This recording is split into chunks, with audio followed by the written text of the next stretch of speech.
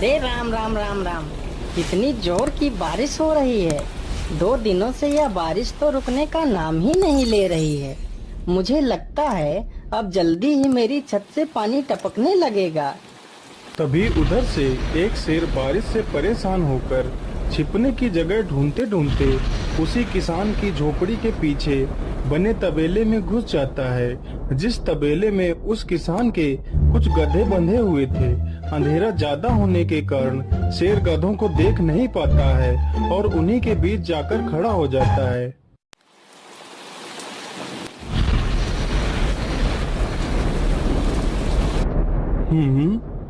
यहाँ से तो किसी मनुष्य की आवाज आ रही है। चलो चुपचाप बैठा रहता हूँ, जैसे ही यह आदमी मेरे करीब आएगा मैं इसे खा लूंगा। हाय हाय हाय, यह बारिश कब रुकेगी? ऊपर से यह टपका भी आ गया। अब मैं क्या करूँ? इस टपके से कैसे बचूं? इतना तो डर मुझे शेर और बाघ से भी नहीं लगता है, जितना डर मुझे इस टपके से लगता है।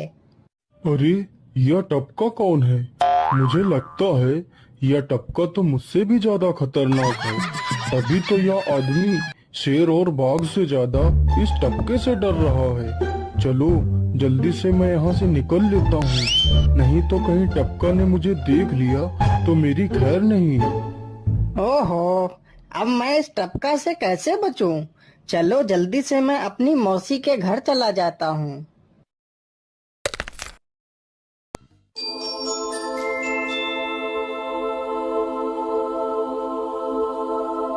अरे चल चल गधे की औलाद, यहाँ पर छिपा हुआ बैठा है। अरे चल जल्दी। अरे ये क्या, जिसका डर था वही हुआ। यह टपका तो मुझ पर हावी हो गया।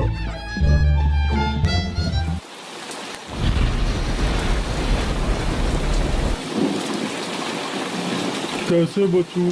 कैसे बचूं? इस टपका से मैं कैसे बचूं? हे भगवान मेरी सहायता करो, मुझे इस टपका से बचाओ। मैं आज के बाद किसी प्राणी को नहीं मारूंगा, मैं मांसाहार छोड़ के शाकाहारी बन जाऊंगा। भगवान मेरी रक्षा करो।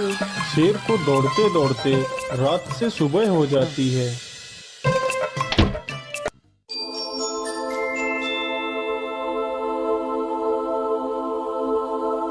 अरे देखो देखो, यह तो शेर की सवारी कर रहा है।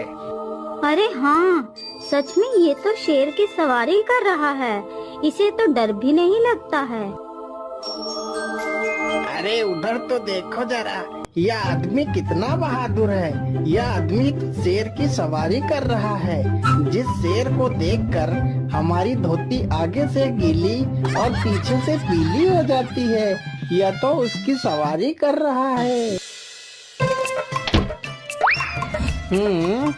ये गांव के लोग भी ना पागल हो गए हैं, जो इस गधे को शेर। अरे बाप रे, यह तो सच में एक शेर है। हे भगवान मेरी रक्षा करो, शेर तो मुझे खा ही जाएगा। राम राम राम राम राम, अब क्या होगा? इस शेर से कैसे बचूं? अरे यह तो एक बरगद का पेड़ है, यही अच्छा मौका है। जल्दी से इस बरगद की जड़ पकड़कर ऊपर चढ़ जाता हूँ।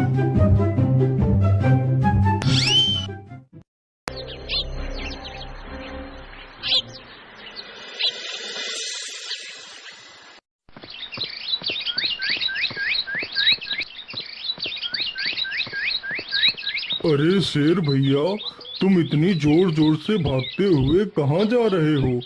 आप तो बहुत डरे हुए लग रहे हो। आप तो जंगल के राजा हो, आपको किसका भय है? टपका, वो टपका मेरी जान के पीछे पड़ा है। अरे शेर भैया, जरा मुझे बताओ वो टपका है कहाँ?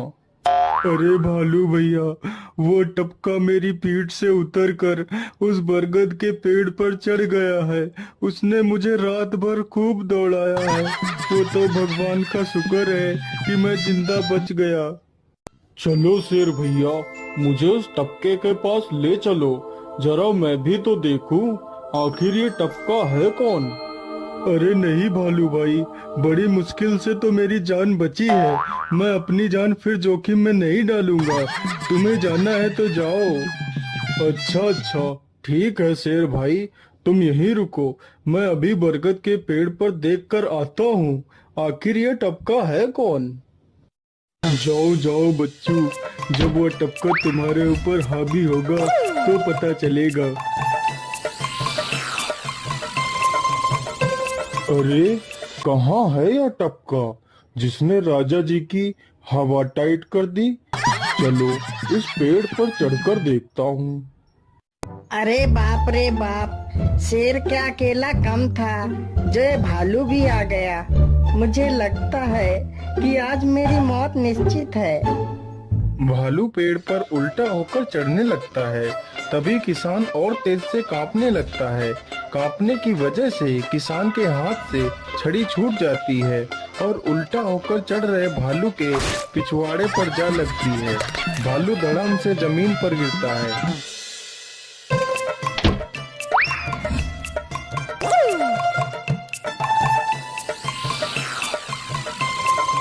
मुझे लगता है अब शेर और भालू दोनों भाग गए हैं। चलो अब जल्दी से यहाँ से निकल लेता हूँ। सारे राज्य में यह बात फैल गई कि हरिया किसान बहुत ही बहादुर है और वह शेर की सवारी कर लेता है। धीरे धीरे यह बात राजा तक पहुँच गई।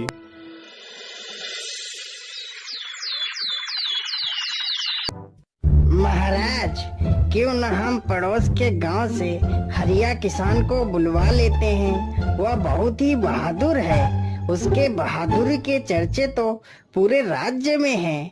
मुझे पूरा विश्वास है वह इस काम को जरूर कर सकता है। वह इस दुष्ट शेर को जरूर पकड़ लेगा। सैनिकों, हरिया किसान को आदर पूर्वक हमारे दरबार में पेश किया जाए। महाराज, आपने हमें याद किया।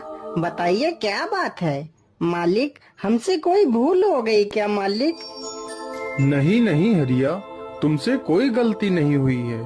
यह कुछ लोग पड़ोस के गांव से आए हैं। इनका कहना है कि इनके गांव में कोई दुष्ट शेर आ गया है जो इनके पशुओं को उठाकर ले जाता है और उन्हें मारकर खा जाता है।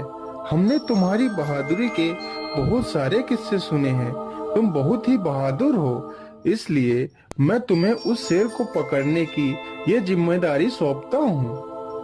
अरे बाप रे बाप, उस बार तो मैं शेर के हाथों बच गया था, लेकिन इस बार मैं नहीं बचूंगा। अगर मैंने महाराज को सच सच बता दिया तो झूठ बोलने के जुर्म में मुझे फांसी पर ही चढ़ा देंगे।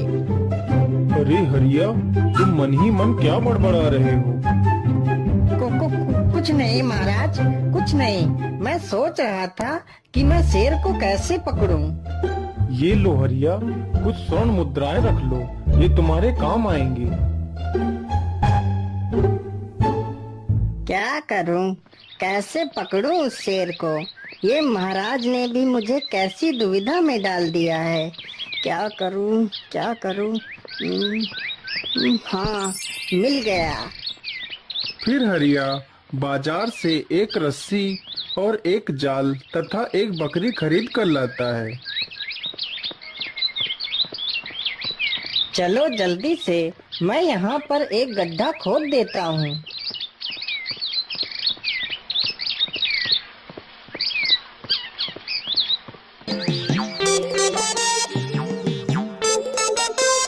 गड्ढा तो खोद दिया। चलो अब जल्दी से इस बकरी को रस्सी से बांध देता हूँ। हरिया ने बकरी को रस्सी से बांधकर गड्ढे में खड़ा कर दिया और जाल को लेकर पेड़ की डाल पर बैठ जाता है। थोड़ी ही देर बाद जब बकरी को भूख लगती है तो वह चिल्लाने लगती है। अरे, यह तो बकरी के चिल्लाने की आवाज है, लेकिन यह आवाज आ कहां से रही है? आसपास तो कोई नहीं दिख रहा है। मुझे लगता है यह आवाज उस पेड़ के पास से आ रही है। चलो चलकर देखता हूँ।